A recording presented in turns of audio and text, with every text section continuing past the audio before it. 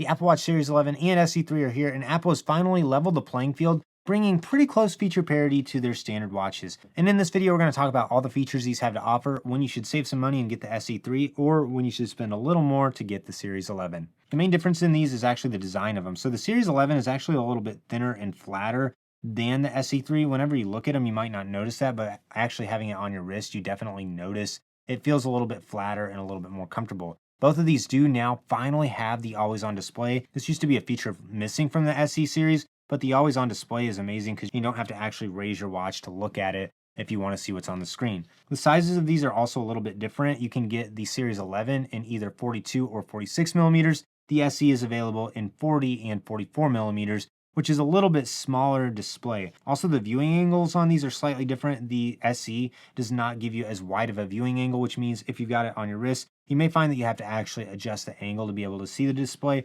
But the flatter design and the improved display on the Series 11 means you can see it from pretty much any viewing angle. The next difference is in the materials. Both of these do come stock with aluminum, but if you would like, you can upgrade the 11 to get titanium options. The Series 11 also has the sapphire crystal display, which is going to be a little bit more scratch and dust resistant than the SE. But I would say with the SE, you're saving a little bit of money, and this might be worth it because if you ever do bust the display, it's cheaper to go buy a new one. Also, the Series 11 does have double the display brightness of the SE3. I found for me, it never really seemed to matter. I could always see both of these, but in the harshest sunlight conditions, that's when you'll appreciate the Series 11 over the SE3.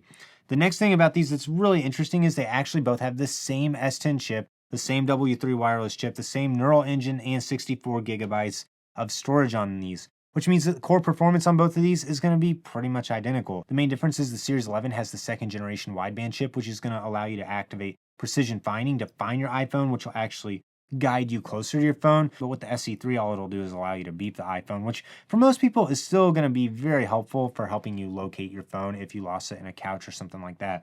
These have the same exact interaction and controls though. You get the digital crown, a button on the side. They also both have on-device Siri, wrist flick, and double tap gesture support. The Series 11 really has advantages in the health sensors though, namely in the fact that it has hypertension ECG and it has the blood oxygen sensor that are both missing from the SE3. But both of them do still have SOS, emergency calling, and fall detection on both of them, which is pretty important. And they also both give you sleep tracking, the Vitals app, temperature sensing, and cycle tracking as well.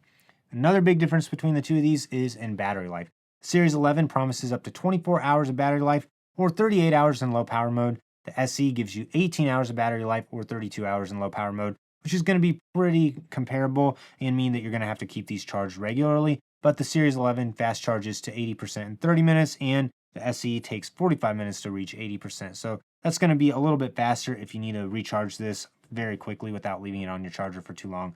Also, both of these can give you 8 hours of battery life in about 15 minutes. And I found both of them to feel about the same for sleep tracking, although the Series 11 to me is still a little bit more comfortable than the SE3. Both of the watches are water resistant to 50 meters, but the Series 11 supports snorkeling and it also has a depth gauge on it up to 6 meters. And it has water temperature sensing as well. The SE3 does start at $250 and the Series 11 starts at $400, and the price does increase on both of these if you get the bigger display and also if you get a cellular equipped one as well. So if you're trying to decide between the two of these, how do you decide if you should spend the extra $150 to buy the Series 11 over the SE? Really, buy the SE if you're a first-time buyer and if you really only need core fitness safety features and if you want to save a significant amount of money because you're still going to have the same performance on Siri, you're going to have great notifications, the ability to text on this, and so many things like that. The Series 11 really just takes everything up a notch with the brighter display, the better viewing angles, and with the slightly larger area that you can do things like type on the screen. I also do appreciate all the extra health sensors on this,